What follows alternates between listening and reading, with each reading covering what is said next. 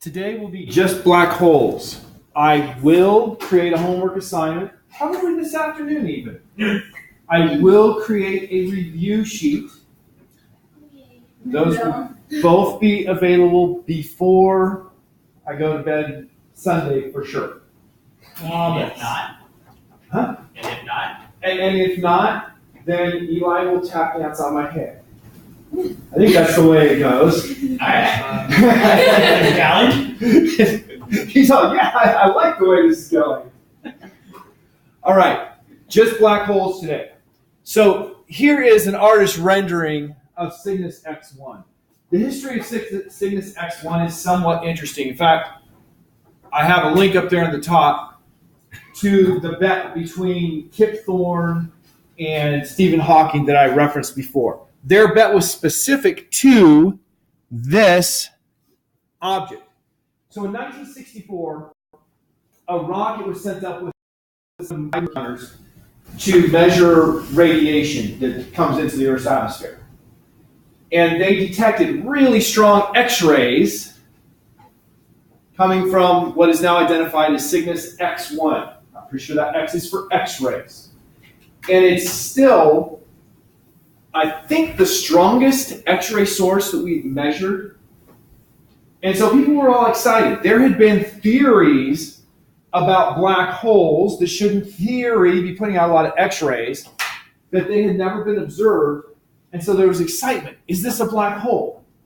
So you fast forward, it was at least 10 years, I think it was 76, when Stephen Hawking and Kip Thorne made their infamous bet.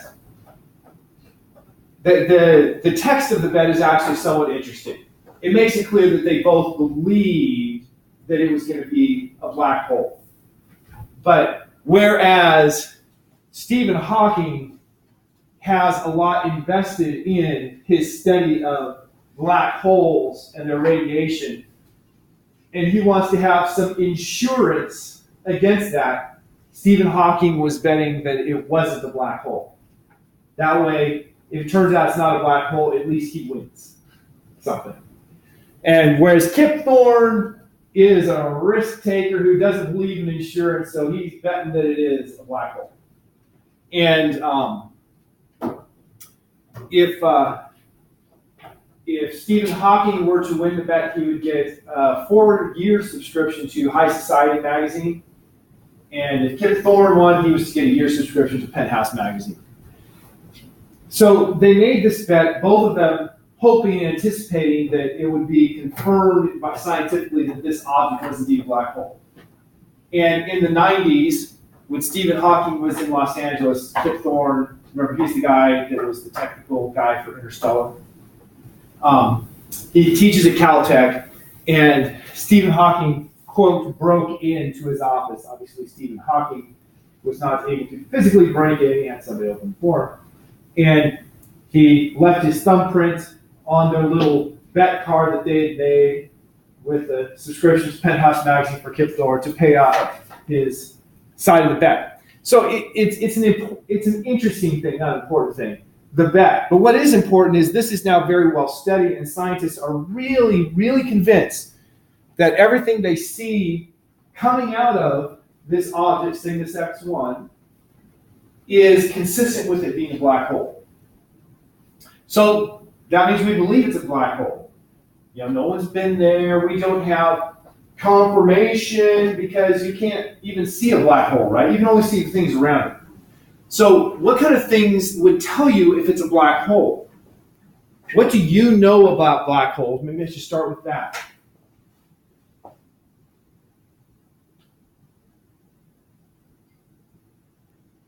They're not visible? Okay, they're not visible because we talked about in class, when it was first proposed, the idea was a dark star, something that the mass was so large that the escape velocity is faster than the speed of light. So not even light can escape. So you can't see it. What else do you know about it?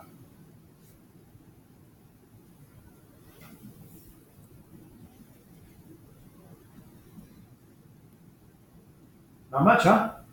Then let's learn. And so I'll come back and talk later about how you would observe and believe this to be a black hole.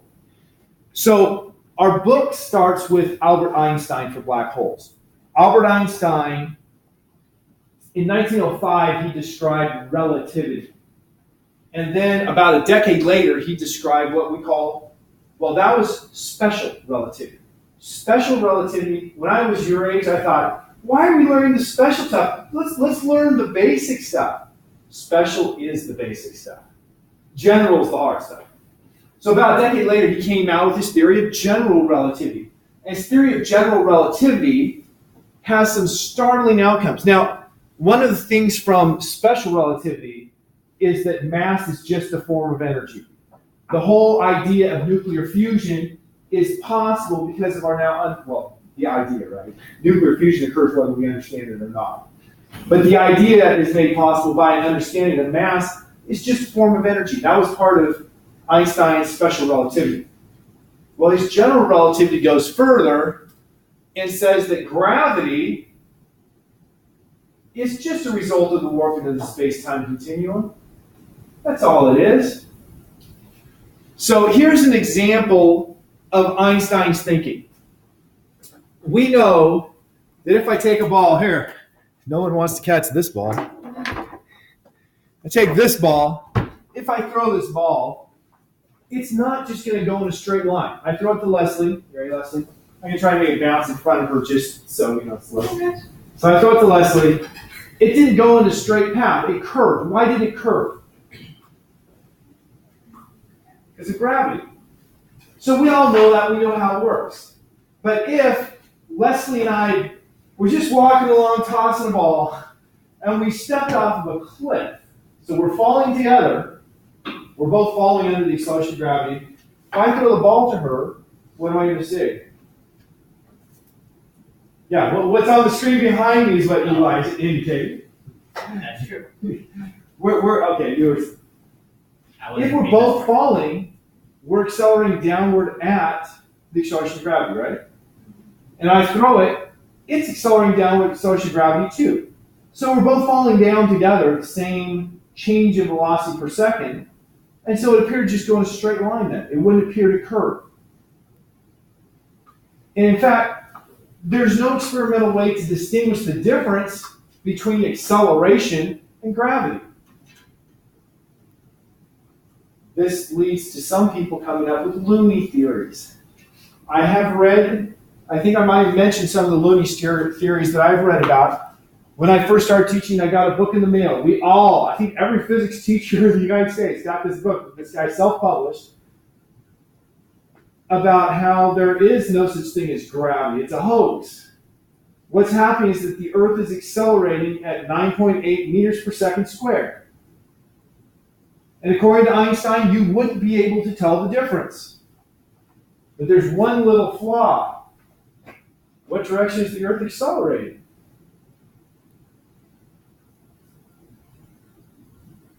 If the Earth is a ball, people who are on the backside here should be falling off, right? And only people on the front side would measure the 9.8. People on the sides would be, well, they'd be falling off too. Now, if it's a flat Earth, I suppose you could deal with it. Flat Earth, it's all accelerating this direction, feel that. So there's our first thing here, that there is no way to distinguish between gravity and acceleration. And then Einstein takes the walk of the wild side. And he says, if that's the case, then light will have to bend because of gravity just like a ball would. If it's the space that curves, then straight lines are curved. So light should bend. Now this is one of those predictions that has very measurable tests. Because we have things like the sun out there, and we have stars beyond them. The sun is reasonably massive. If we see light bend when a star passes from one side of the sun to the other as we observe it, then we have direct observation, right? If as the sun, well, from our point of view, as the sun gets closer to the star, if we see the position of the star actually move, then that would mean that the sun is indeed warping the space-time continuum. And we do see that. Now, I have to show this YouTube video. Go ahead and ask your question while I'm loading it up, because it's going to take you forever. I don't know if this makes any sense, but this is what I'm thinking.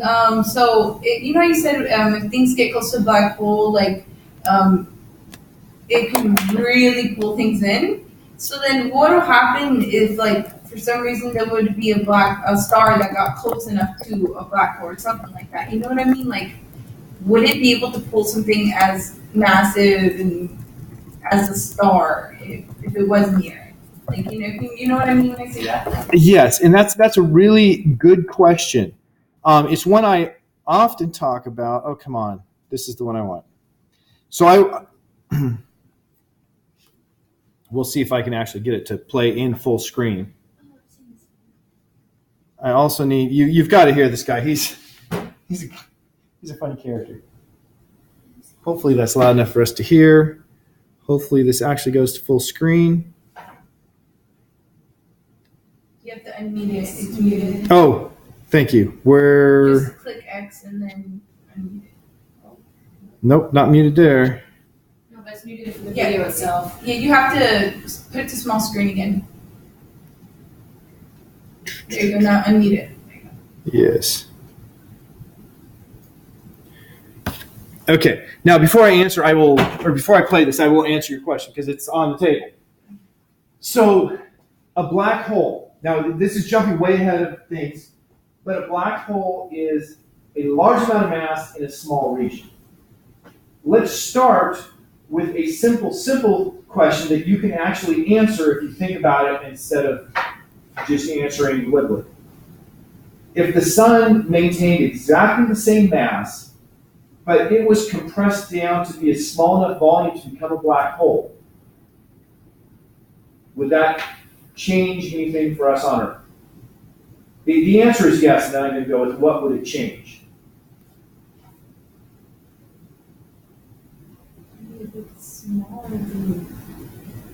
It's the same mass. Wouldn't that make it more cold on Earth?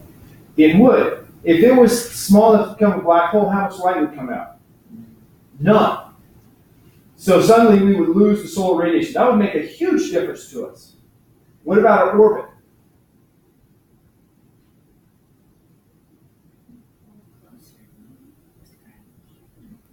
It's the same mass. What's that going to do to gravity? It would be the same. So we would orbit the same. We wouldn't be pulled in anymore.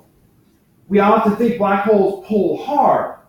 Well, they do if you're close enough.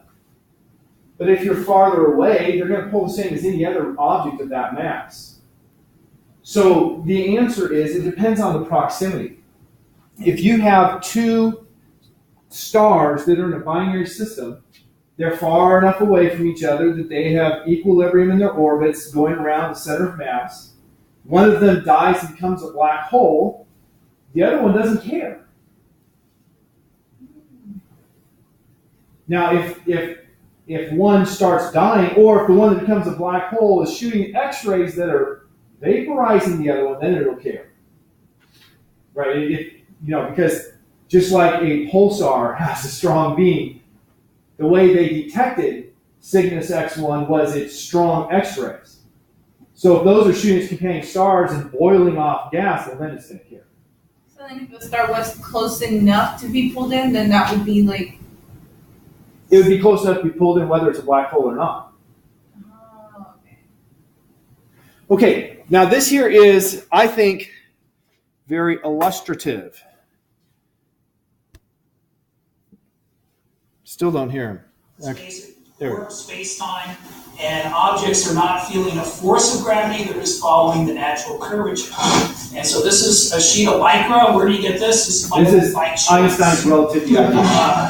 No, there's literally a spandex.com. I spoke over so you can get a sheet like this, you buy the sale stuff, so you don't care what it looks like, right? For like $20, maybe less, in on the sale. And so you put matter, and it warps space-time. And so if I have another object, it also warps space-time. They feel that, and they're attracted to each other. And so that's Einstein's picture of gravity. Objects warp space-time, feel that curvature, and move accordingly. And if you have more mass, Right there. if you have more mass, it's going to bend space-time more. And so if you have objects here, you're going to respond to that, right? And so you put something there, now it's attracted. Now, in reality, that big mass would feel the warping of space-time by the marble too, right? It would move a little bit, but we usually ignore that. You know, if the Earth makes the sun move a little bit, but it's so small you can ignore it. The moon makes the Earth kind of wobble around a point 3/4 of the way from the center of the Earth. We usually don't account for that when we're looking at satellite motion. Well, instead of just letting go of one, what if I give it a sideways push? Now it orbits. Now it's losing energy, which wouldn't happen in the solar system. We're not losing. There's some perturbations, planets and things, but this one does lose energy and spirals in. If I don't push it as hard, it will do an ellipse for a while anyway. And more here. So one of the things I thought of to do with this is when you study the solar system, all the planets are going around the sun the same way. Why is that? Did God decide that he only liked clockwise, or whether it's above or below the solar system, right? Why is everything going in the same direction? Well, the answer is it wasn't. Different directions. But there was a preferred direction. The disk it formed from had a slight preference one way versus another, and things going the opposite way got eliminated, and when it's all said and done, everything's going the same way. I think that's a very useful demonstration. That works 90% of the time. Is it like a toilet flushing? Southern hemisphere? Wow, you do that again. And so, it won't work then. And so I have slightly more in one hand than the other, but I don't consciously do that. And you want to get them so they spread out a little when you throw it. It's because they're colliding with each other that you. The ones going the wrong way get eliminated, right? Now there also would have been, this is where this analogy breaks down. There's another dimension, right? But those things that were out of the plane also that weren't near the preferred plane also got eliminated.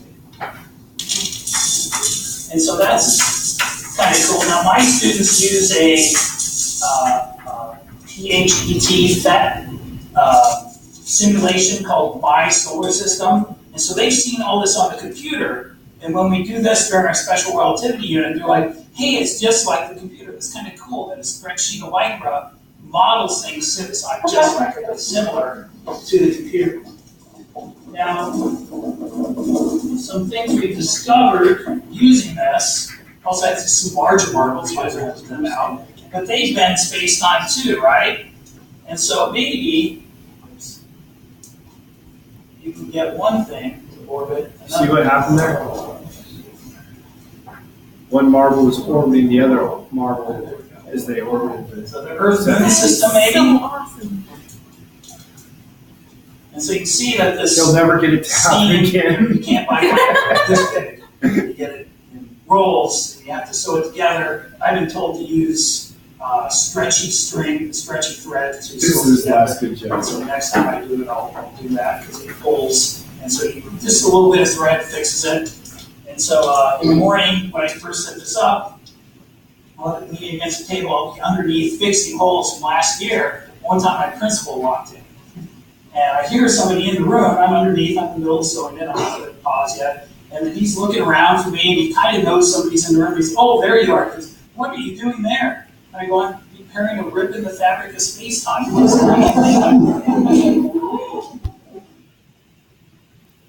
I think that's a great joke. If you don't like it, well, you just have a warped sense of humor or something. I don't know. So, give you some light again. I think that's a lot nicer than trying to look at these pictures and figure out what's going on. It illustrates Einstein's warping of the space-time continuum idea. And of course, he never said space-time continuum. I just like to say that a lot. But the idea is that we live in a four-dimensional environment. We have three spatial dimensions, if you will, left, right, forward, backward, up, down. And then we live in the temporal dimension of time. And so that's four total dimensions that we live in. Hence the term space-time. And continuum means that it's, not ripped. There's no rips in space-time. So what ramifications does this have? Well, I've talked about the discovery of Neptune. How was Neptune discovered?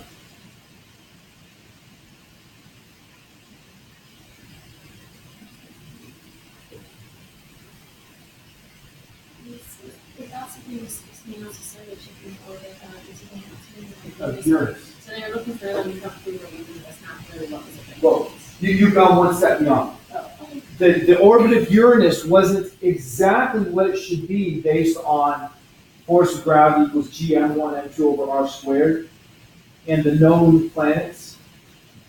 And so they calculated if there was another planet that had this orbit and this mass, it could explain the odd little behaviors of Uranus. And so they looked for it and they found Neptune.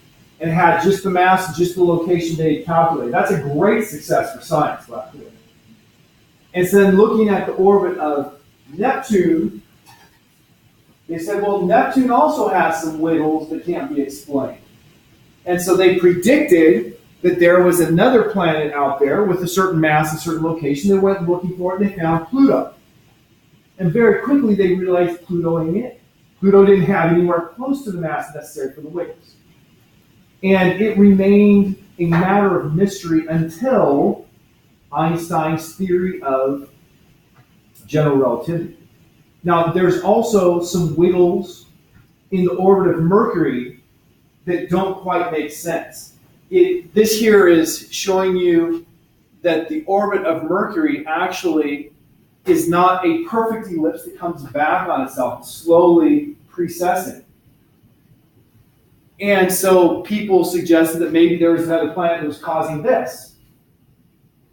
But now both that and the orbit of Neptune are explained with the theory of general relativity that gravity is not gm1m2 over r squared.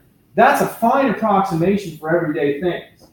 But in some extreme cases, you just have that warping of the space-time continuum. The bending of space is responsible for the patterns, and it's slightly different than that 1 over r squared law. So here is another observation that's made. Remember, I told you when the sun passes between us and the star as observed from us. I always want to be careful so you don't think, oh, he believes the Earth's going around, or the sun's going around the Earth, does he? I believe the Earth's going around the sun. But as viewed from us, when the sun comes up on a star, we see the star's position in the sky appear to shift. And that indicates that the sun is bending the light from the star. Remember, the light from the star is coming in all directions. So light from the star is going like this and like this and like this, so on. And normally we see the star's light coming directly like this. And then when the sun comes here, the light from the star that was going like this then gets bent to going like that.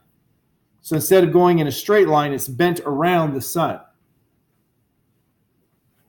And so from that, you can actually calculate the mass of the object that's doing the bending. So this is one of the ways that scientists will calculate the mass of a distant object, like a distant galaxy. If they can see gravitational lensing, the light from something beyond and bending around, they can calculate how much mass was necessary for that warping of the space-time continuum. I keep saying the space-time continuum, and so far I've only talked about space. Time is also warped, so this graph here is indicating the time delay for radio waves when you're near the sun versus far from the sun. It's different. You have what's called time dilation. So it's not Interstellar, I don't think. There's some movie where they go and visit somebody who's been on a spacecraft for, I don't know, 4 or 5 years. Well, Interstellar, when he finally makes it back to his daughter, he's younger than her. Okay, yeah, there is that too. I'm thinking of one where there's a spacecraft and somebody went down. Does he find the guy there? It's like Matt Damon.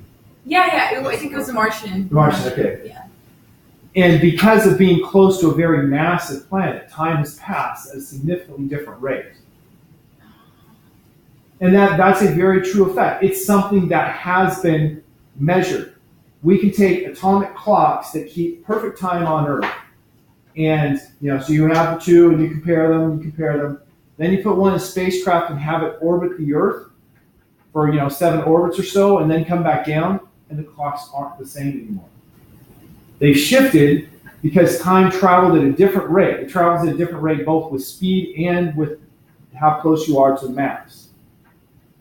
And so since you have those two things, we have a very, very commonly used now system. Now, I got to tell you, in 1995, when I first became a college teacher, this was all new to us humans.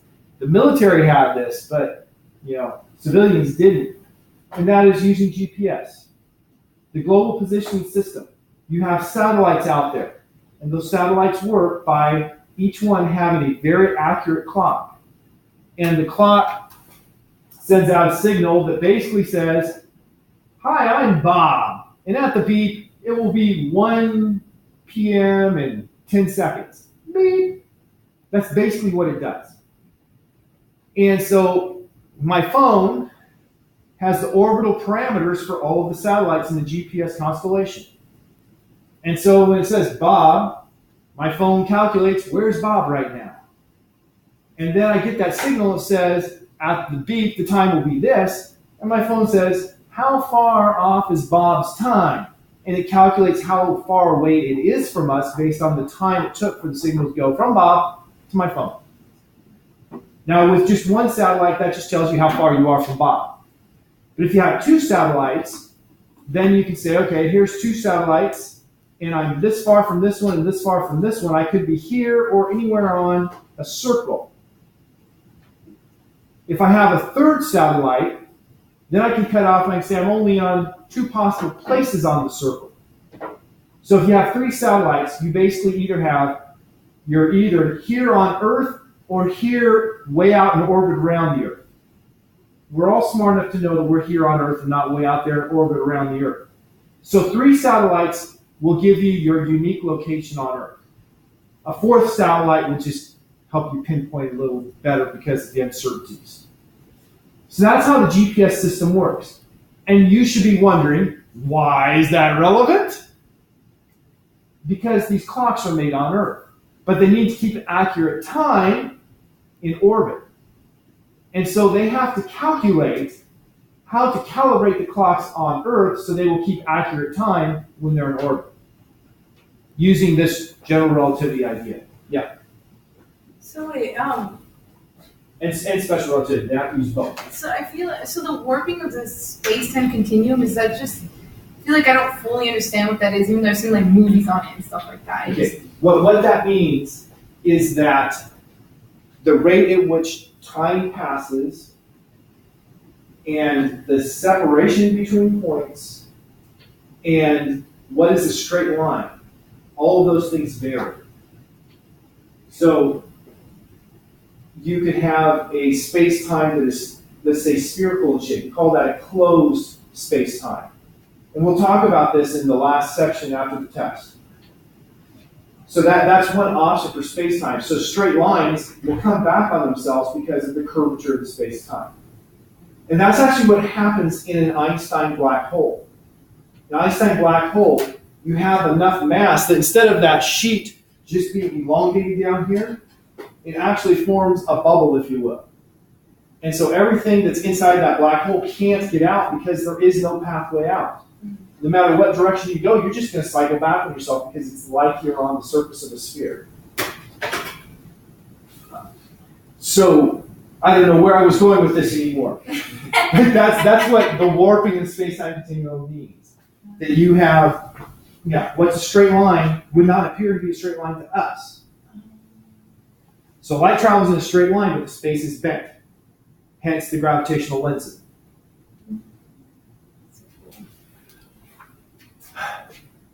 Here's a picture illustrating what actually happens, the idea of light in a black hole. This goes back to Moore's first idea of the dark star. You have light coming from this thing, but the escape velocity is so fast that it just goes, comes back. And the one going up would go up, bang, fall back. That's not Einstein's picture, that's Moore's picture. Finally, I put this slide, and you can tell this is a slide from a different presentation.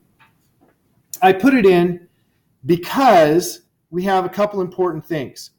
What's inside a black hole, no one knows. It says here, eventually cores compressed to a single point called singularity. Now, I talked about Einstein's famous bet with Kip Thorne. It's not his only bet with Kip Thorne.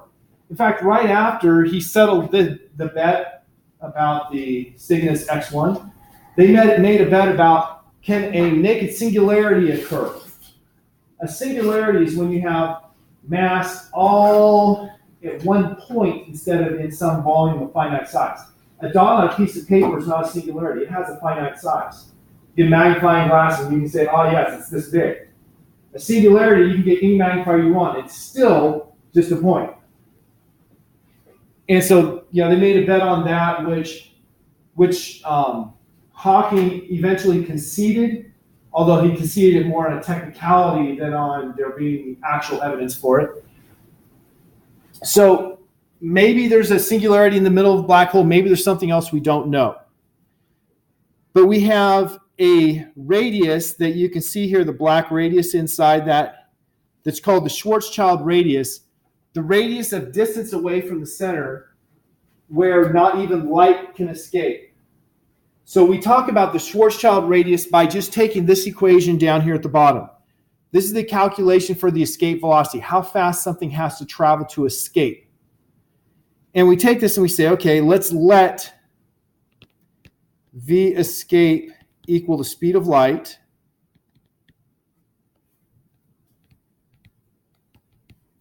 And let's just solve that for r. So the first thing I'm going to have to do is square both sides. So I have c squared is equal to 2gm over r. And the last thing I do is I multiply both sides by r and divide both sides by c squared. And so I end up with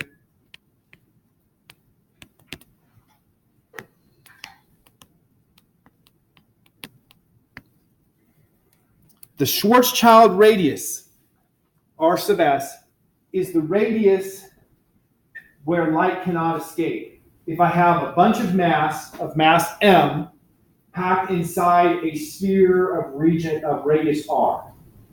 If it's radius r or less, then the Schwarzschild radius is going to be that. Now, one thing to note, it doesn't matter what the mass of the object is, it has a Schwarzschild radius. Conceivably, we could take Clayton. And if we could compress Clayton enough, we can make Clayton into a black hole. How big would Clayton have to be? Well, it'd be tiny, right? Clayton's mass is approximately 100 kilograms. So if I take this equation, 2 times 100, 200 now. 200, and by the way, you're probably not 100 kilograms, you're probably less, but it's easy calculation. 200 kilograms times 6.67 times 10 to the minus 11. So that's 2 times 6.67, that's to within a good approximation. But let's just say 6.67 is 7. 1.4 times 10 to the minus 11, 10 to 9. 1.4 times, 8. 1.4 times 10 to the minus 8. Divided by the speed of light squared. Well, the speed of light squared is, remember, speed of light is 3 times 10 to the 8th. Speed of light squared then will be 9 times 10 to the minus 16. Once again, between friends, let's just say 9 is 10. So 1.4 times 10 to the minus 8 divided by not 10 times 10 to the minus 16, or 10 times 10 to the minus 16 would be 1 times 10 to the minus 17. That's going to be 1.4 times, and I'm just going to take, positive on the bottom, sorry. It's positive 17 on the bottom, not negative. So I'm going to take minus 8, minus 17, minus 25. So if we can shrink Clayton down to about, and I'm just going to round it to 1. 1 times 10 to the minus 25 meters in diameter, or radius, excuse me, radius. Makes a big difference at this point. He could be a black hole. Is that going to happen? No. There is no force known to man that could do that other than gravity if we could get you inside a black hole. So it's not something to have to worry about. But then we can ask other questions. If Clayton becomes a black hole, if God, who does have the power, I believe, to turn Clayton into a black hole, God goes and makes Clayton a black hole, what's going to happen? Black hole named Clayton? We'll have a black hole named Clayton. Well, what's that black hole going to do? For instance, is Leslie in trouble? Is Leslie in trouble? Is Leslie in trouble right now from Clayton's gravity? No. Then she's not going to be in any more trouble. Of course, Clayton right now is being pulled down by the Earth's gravity, isn't he? If he becomes this black hole, he's still going to be pulled down by Earth's gravity. What's going to happen? Is Clayton going to fall down, or is the Earth going to fall up? Clayton's going to fall down. If he's that small, he's way smaller than the atoms around him. As far as things will look to him, everything is empty, and he's just going to fall, hardly touching any atoms at all, right through the Earth. Any atom that gets inside of Clayton's Schwarzschild radius will be assimilated. He will gobble it up if it comes inside a Schwarzschild radius, or comes, within 10% of that, which is still an enormously small size. So he might gain a little bit of mass as he falls to the center of the Earth.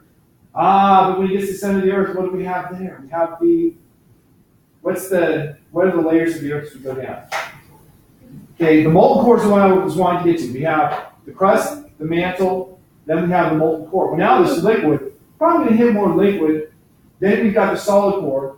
He'll be moving around in there, picking up mass. We might eventually have Clayton as a big black hole that gobbles up all of the solid core and the molten core.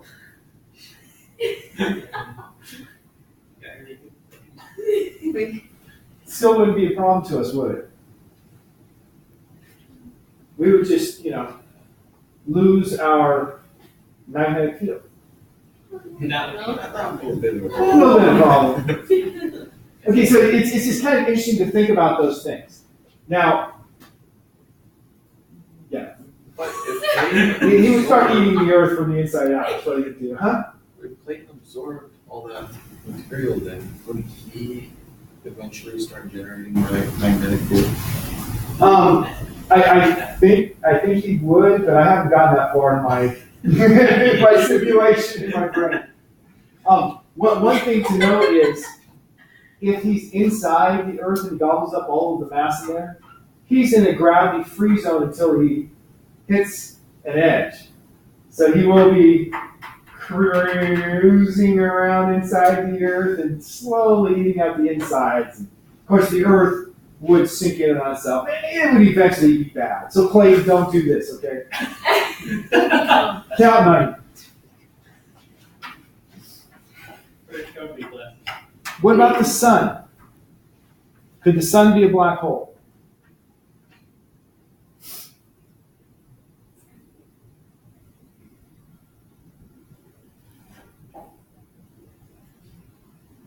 The first answer to that is there is no force that can make the sun compress to be a black hole. It doesn't have enough mass, and gravity is the only thing we know of that could ever do this. So the sun can't become a black hole because it does not have enough mass. But if somehow it was made into a black hole, it would have a Schwarzschild radius. And we can calculate the sun's Schwarzschild radius. We have the mass of the sun is, 2 times 10 to the 30 kilograms? That's a big number. 2 times 10 to the 30 times 2 times 6.67 times 10 to the minus 11. 6.67 times 4. Let's say 7 times 4, 28. 2.8 times 10 to the, I got to put I'm pretty sure it comes out to be close to about 3 meters would be the Schwarzschild radius of the sun. If you could compress the sun down to be a ball with a radius of 3 meters, it would be a black hole. But of course, nothing can do that.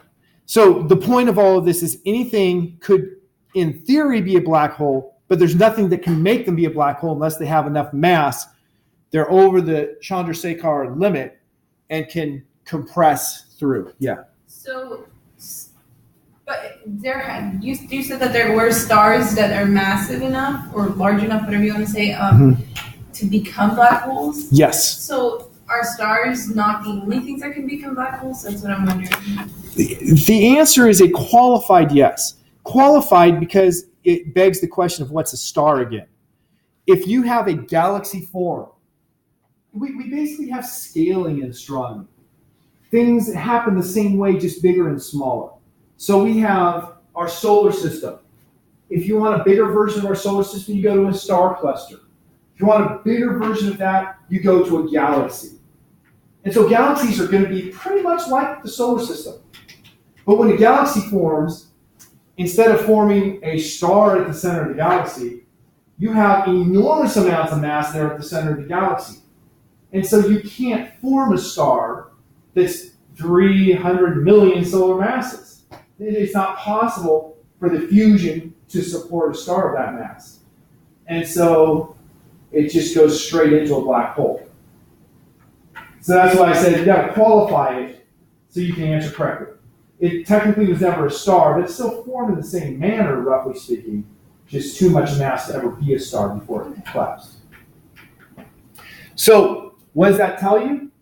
Scientists now believe at the center of every galaxy, there's a black hole. There's even black holes at the center of some clusters. Globular clusters, the ones that have lots and lots of stars, have black holes at the centers of some of those. Probably because they formed at the time of the formation of the galaxy or the cluster. So here's a picture of Karl Schwarzschild, the German scientist who first came up with the idea of being able to calculate that Schwarzschild radius that's named after him. I think this is my last slide, actually. Cannibalism. No, I do not believe in eating people. I don't even believe that we should eat cows or fish. But in astronomy, we have lots of examples of what we call cannibalism. And here is one. You have a black hole with its companion star. And that companion star is, well, what stage would you say the star is? It's a red giant, right? Because it's big and it's red. Mm-hmm. And what do red giants do?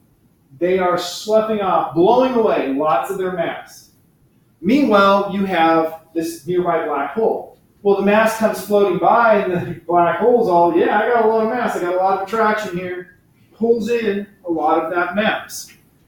And so you will have mass from this dying star being assimilated into the disk around the black hole.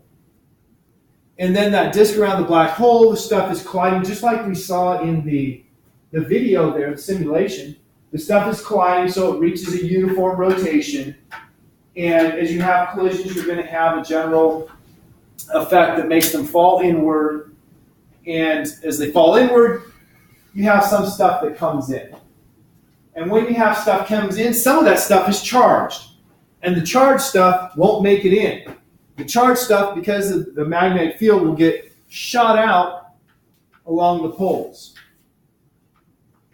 And so when something falls in, when a black hole has a meal, you see it because you have a major eruption from those two streams coming out of its magnetic poles. And so even if something small falls into a black hole, it will give off light greater than the light of our sun. Okay, no, I have two more pictures, this one and one more. This is a picture of a facility in Washington State, I believe. Oh, no, this one's in Louisiana. There's one up in Washington State as well. The first one was in Washington State. They're working together. It's called LIGO, as you see up there. What they're doing is they're looking for gravitational waves. Gravitational waves are waves in gravitational strength.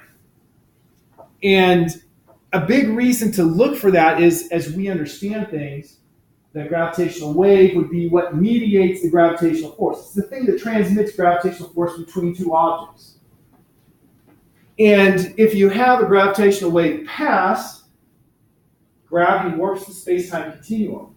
So you should have a warping of the space-time continuum. So what they have here is what's called an interferometer. There are really long, 4-kilometer long tubes. So you can see one tube going out here, one tube is going out that way. And what do? They have a laser. And they shine the laser beam out to the end of the tube where it hits a reflector and comes back. And then they measure the difference in phase. The phase is the time when you have a peak for the wave, for the two paths. And if there's any variation in that phase, then they say, woo, one of the two paths suffered a change in length during this time. And so that would be the indication then that the gravitational wave is passed. So this experiment was going for, 10 years or so, no, more than 10 years, before they finally got a positive. And now they've had a number of positives. That number is probably, it's 2 last I read, so I'm going to go with probably 3, just because it could have gone up one more since when I last read. But they have now discovered gravitational waves. That's an enormous thing for physicists, and probably nothing to you. But it helps us to have, but now that we can see that they exist, then we can do some analysis to try to learn more about them, and from that learn more about how gravity really, really works. All right, that is the end of what will be covered on the exam next week. We do have 3 minutes. Any questions before we head out for our weekend? I have one more question. Yes. So if something's pushed into the black hole, I don't know if we know enough about black holes about this. Will it be like crushed, like really, really crushed? Okay, say the question again. Will what be crushed? If you go into a black hole? No, like if something gets close enough to be pulled into the black hole, what is it, the shore or whatever? Short shot is. Like if it gets close enough to be in there and then starts getting pulled or whatever. Do we know anything about how much, how strong the gravities are? As in, will it be crushed? Will it We can use the simple G M1 M2 over R squared calculation to basically calculate how strong the force is at any distance. Right? Excuse me, I'm sorry. And so if you were falling into a black hole, as you get closer, just things that are a foot apart are going to have significantly different forces on them. Just because you're close enough that the difference in radius times the 1 over r, the difference in 1 over r squared, is big enough that there's a big difference in force. And that force would become so big that it would stretch you apart. When we talk about a normal star, there's this distance we call, there's the Roche lobe that is anything within this is belonging to the star. But there's another term. I now can't remember the name of the term. I feel dumb. I'll remember it probably an hour after class is over. But there's a distance, if you get closer than that, if gravity is holding an object together, it'll be torn apart because the tidal forces are bigger than the gravitational force holding the object together. When you go into a black hole, you're going to have much bigger differences. And that's why when I said in class before, you would be stretched to be like a mile long. Obviously, you're no longer Leslie at that point. Yeah. And because of all of those forces, your temperature would become millions of kelvins. So there is no way to survive going into a black hole. There's another thing I didn't talk about. I've got my little Mickey watch here, right? Mickey says the time all the time. We got a minute left. my clock would start keeping very different time as I got close to the black hole. In fact, now as I get close, I can check as long as I'm still alive, I can check my watch, and time seems to be running normally. Unfortunately, it thinks I just asked a question, so it's going to respond in a second. But if you're watching from outside, time passes different for you than it does for me, because I'm close to this massive object and you're not. And so you would see it take me forever to go in. You would see my watch go slower and slower to the point where you'd say, his watch has stopped. And if I were somehow miraculously still alive, you'd say, wow, he's not breathing, he's not getting any older. And you'd never see me go in. Whereas I would see myself just right on in. Oh, that's cool. That's all because of the work in the space station. All right, have you so mirror? For the exam, is there any? I don't know if you guys see Awakening, but you talked and you got the ball, right? Oh, I was asking, is there anything specific for the last question, like the 8-point question on the test we should Yeah. Is it like a quiz? Look on the document on Moodle, Okay. the one for assessment. Wait. There's a document on Moodle that says assessment. Yeah. Okay. All right, Adapt Sabbath. Mira is joining our family. We had 4, now we have 5, now Mira will have 6. Just in case you wanted to know. I actually come to your house twice tomorrow. Whenever you have 9 for help. You don't have to leave. I have a choir rehearsal. You don't have to leave. Yeah.